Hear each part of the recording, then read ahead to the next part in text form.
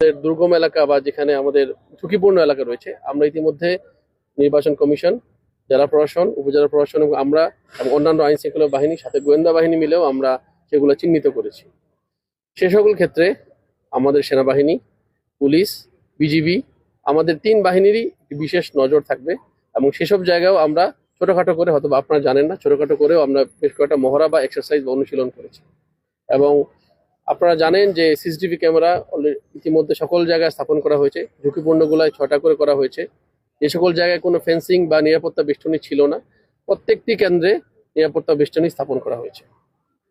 আমাদের যে সকল আইন শৃঙ্খলা বাহিনী রয়েছে, আমাদের জোন বা সেক্টরে আমরা পুরো এলাকাটা ইউনিয়ন অনুযায়ী, ওয়ার্ড অনুযায়ী আমরা ভাগ করে নিয়েছি। তো রিটার্নিং অফিসার যেটা বললেন যে কোনো পরিস্থিতি হলে, যে কোনো ঝুঁকি হলে সেনাবাহিনী, পুলিশ, র্যাব, তাদের স্ট্রাইকিং টিম, মোবাইল টিম এবং রিজার্ভ টিম 5 মিনিটের মধ্যেই সেই সব কেন্দ্রে পৌঁছাতে সক্ষম হবে।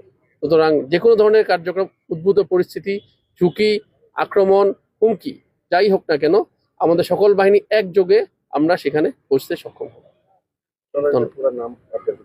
আপনার পুরো নামটা দিন। আচ্ছা, আমি লেফটেন্যান্ট কর্নেল রিফাত, আমি অধিনায়ক 7 বীর। আমি এবং আমার টিম নীলফামারী জেলার ইনএড টু সিভিল পাওয়ার এর আওতায় মোতায়েনকৃত রয়েছে। ধন্যবাদ।